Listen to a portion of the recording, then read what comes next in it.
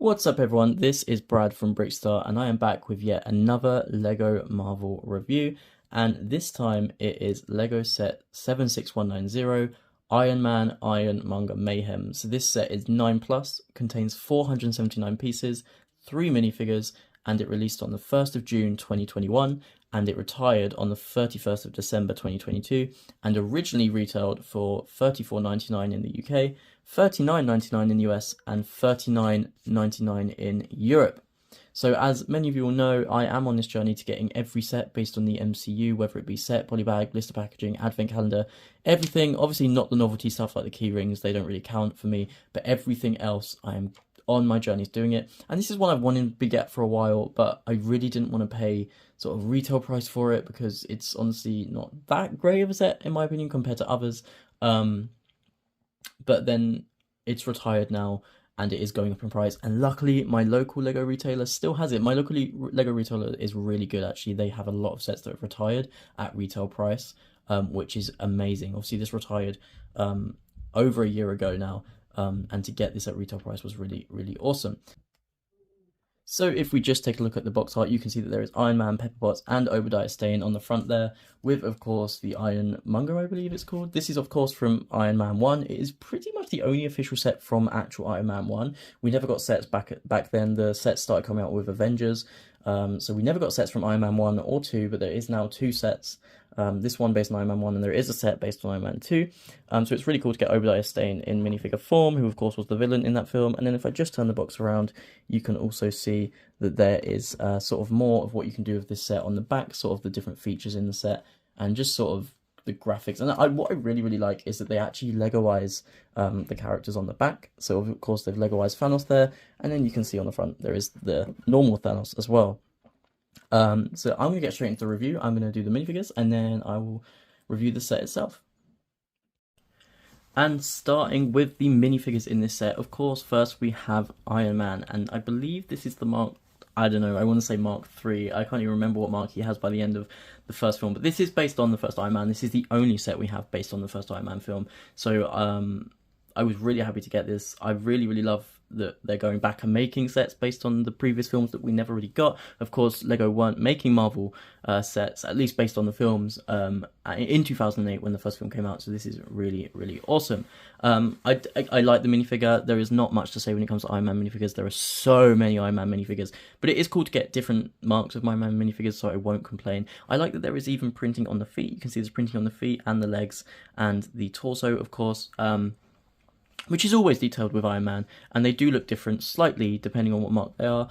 There is no side printing, but that doesn't really bother me at all. If I just turn him around, he has also got printing on the back there as well. And he does also have, his helmet was not on properly there. He does also have the new helmet, which they've been using for a long while now, which sort of attaches. And it does make it look a bit bigger, but I originally didn't like it, but I'm sort of warming to it a bit because I think they're able to do more printing on it if they have this new helmet. I did really like the old helmet. I'm talking like 2013 helmet that they were using for the Iron Man 3 and the Avengers sets, but I do also like this one. And of course it does come with the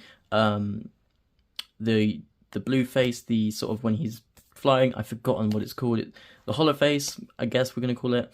And it does as well come with, if I just turn it around, it does as well come with his Tony Stark face. And it does actually come with his Tony Stark face because it does also come with his Tony Stark hairpiece, which I have here. And so that is what he looks like with the hairpiece on. I'm not really sure why you'd have him wearing his hairpiece with the suit on. I guess if you're reenacting a part of the film where he takes the mask off and, you know, he's all battered and bruised, but it would have been really awesome if we had a battered and bruised face, which we don't. But there is no alternative Tony Stark in the set. It is just Iron Man. So if you want him as Tony Stark, you have to just use the hairpiece. There is no suit or anything for him. But we are getting, look, a set from this first film anyway, which is a real delight. So I'm not going to complain too much. Overall, though, I do really like the minifigure. I mean, it's always great to get an Iron Man. There isn't really a lot to say about them every time because they are pretty much probably the most produced, other than Chitauri. God, Lego loves Chitauri. They're probably the most produced minifigure at this point, although they are different marks. But overall, really, really great minifigure. On to the second minifigure, which is Pepper Potts. Now, originally I would have said to you, you know, this is amazing to have Pepper Potts, like we barely get her in any sets, like at all. But by this point in 2024, we actually have quite a few Pepper Potts now, and this is not an exclusive minifigure anymore. It once was. We actually have quite a few of her, and I feel like it would be nice to get a different iteration. She has worn a white suit before. It'd be cool to get her in a white suit, cool to get a different hairpiece, different facial expressions, etc., which we haven't got in a while. There is one in the Avengers Tower. I can't remember if this is the same, identical as that. I know that the torso is, and the legs, and there isn't much to say. Of course, we have just plain black legs here, which are so easy for Lego to reuse, but that's fine. She's in a suit, like, I'm not going to complain. And there is just the suit torso here as well. But again, like, I'm not going to complain, like, she does wear a suit in the film. This is exactly what it should have been for the first Iron Man film, and had this set come out back then, I can assure you it would have been this in the first Iron Man film. This is her angry facial expression, or sort of disgruntled facial expression, and if I turn her around, there is a tiny bit of printing on the back of the torso, like a tiny bit, just sort of showing creases, maybe creases and sort of stuff in the back of the suit, and then there is a happy facial expression as well, which I do prefer actually, but I like to have my characters in sort of action scenes, so that's why I had the fighting one. And the hairpiece as well is the same hairpiece that they've been using for her for quite a while now. I can't remember if they used this for her in her Iron Man 3 sets. We hadn't for a long time had her minifigure since the Iron Man 3 sets, but I can't remember if they have used that in the Iron Man 3 sets. I do think the hair colour works, the gingery colour, that really works for her. So there's nothing really from me about the hairpiece. I just the minifigure in general isn't that interesting to me. And the final minifigure is Obadiah Stane, and I love this minifigure. It is always great to get Marvel villains in minifigure form. This is an exclusive minifigure. We've never had him before, and of course Jeff Bridges played him. I think the likeness is great. I don't care if it's kind of a basic minifigure. Again, it is a suit, so it's really easy for Lego to produce, but it's a dark blue sort of navy suit, and you've sort of got the chain across as well, which his character did have, and I just think the suit looks great. I mean, it's so awesome to get these characters in minifigure form. Of course, we never had these Lego sets when Iron Man came out in 2008, so it is awesome that they've gone back and given us this set. If I just turn him around as well, he does have some back printing, albeit very minimal. Like I said, there is just a tiny little crease down the bottom here, and there is no second face printing, but that's so understandable because he did have a bald head, so it would be weird if they did give him a second face printing. But I love the first face printing. I just think it works amazingly. Sort of the grey beard is really cool and unique, and of course is exactly like his character. I think his facial expression just suits his character so much. This is undoubtedly my favourite minifigure from this set, albeit there's not much to, you know, compete over, but I just love that we have Obadiah Stane in minifigure form. This is great for me. Just before I move on to the set, it is worth noting that actually in the instruction manual that they do actually have a whole building process for these parts for Iron Man. So you actually do get these blaster things. They are blue blasters, of course, as you'd expect, and they do actually have you building them specifically for Iron Man, and then you can pop him on like so. So you've sort of got him like this, blasting up, and then they do additionally actually have you building two separate blasting types with these translucent blue blasters as well, which just attach to his hand like this. And there is another one here as well, which is, it's really awesome that they're actually in the instruction manual. Usually they leave these sorts of pieces to your imagination, but yeah, these are actually in the instruction manual, and they actually kind of fit in with the set. So you actually have Iron Man blasting off the ground and shooting at Obadiah Stane like so, which I think was a really cool addition. Moving on to the set itself, and I have to say, when I first bought this set, of course I bought it because it's on my journey to getting all the sets based on the MCU, but I didn't really think that much of it, and I actually have to say, after building it, I really like this set. Like, I don't think this set is bad at all. I do think there's a sizing issue, but like that doesn't bother me for the pure fact that this is the set. It's like the Hulkbuster, like this suit is the set.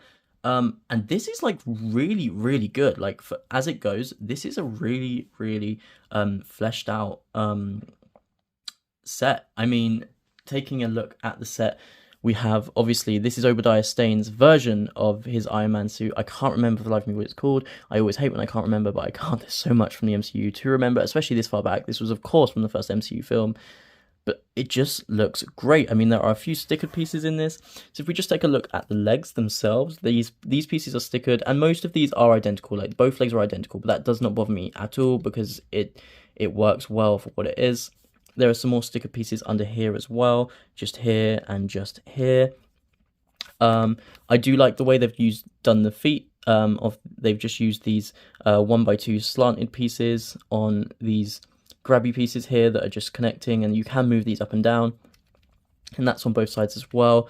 It is kind of complete all the way around. I mean, you've got a bit showing here and a bit showing here, but I mean, on this side, oh my god, it looks great. I mean, you've got this pole going up here, you've got this greater piece here.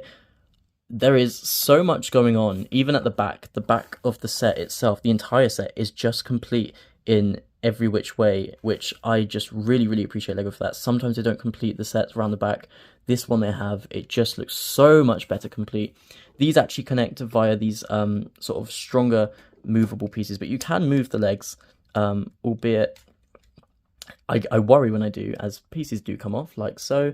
But you can move the legs just up and down like that, and you can sort of position them how you like. And then you can have him standing straight like that, or you can have like sort of one leg in front of the other. This piece has come off, which is the issue that you may experience with this set, and it doesn't want to go back. There we go.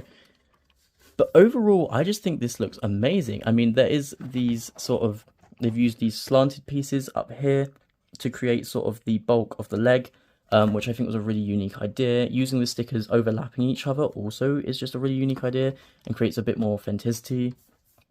And the arms are also really different. So if I show you the arms here, this arm is completely different from this arm in different ways. They do have some similarities, like the majority of the build is similar.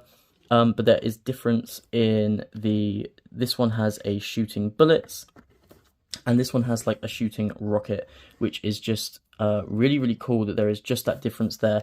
Of course, there is similarity in these shoulder pads. These shoulder pieces are the same on both sides, but that really doesn't bother me either.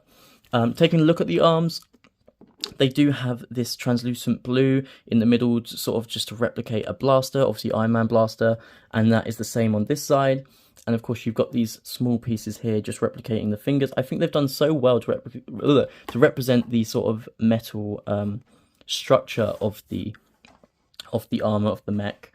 If this was just a normal mech in itself, oh my god, this is amazing. I really like it. I don't know what everyone else's thoughts on this is. I really like it. There is a lot of sort of kinetic pieces involved in this, which I usually don't like when building. I will say the building process was a bit strenuous. I prefer brick building as opposed to sort of the connector pieces. But overall, it was, you know, the outcome of the build far outshines that.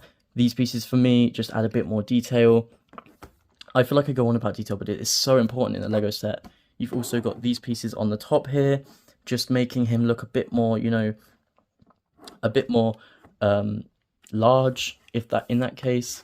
And you can also move the arms as well. They are also connected by this stronger holder. You can also move them, but it's a bit less. You can't really move them back and forward. You can move them up and down, which I appreciate. I don't need to move them back and forward. I'm not going to shoot the rocket blaster, but there are blasters in there, which is a really cool feature.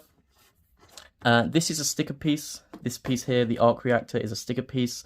But I think it looks really great, and they have used this chrome-like piece here to create the front center of the armor. And this is actually if I show you here, the head piece is actually a printed piece, which is really, really awesome. So this is a printed piece that was really, I was shocked to get that in printed piece. That was really, really nice. And if I do show you, you can actually open that up like so. And when you open it up, there is a control panel inside, which is also a printed piece. And there is a space for Obadiah Stane, and he does actually stand up in this. So if I just get him out, he actually stands up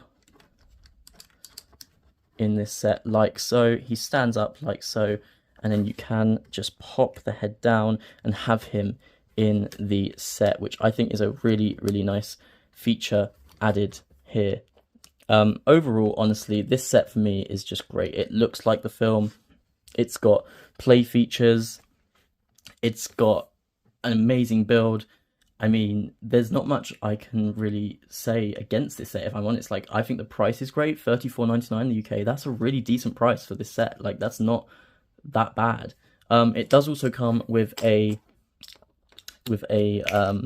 safe, which I do believe has reference to the film. Again, I can't for the life of me remember what the reference is. But that does also have some mini studs in it, some translucent orange, and some sort of chrome-like studs in there as well. Which must have some sort of reference to the film. For the life of me, I can't remember.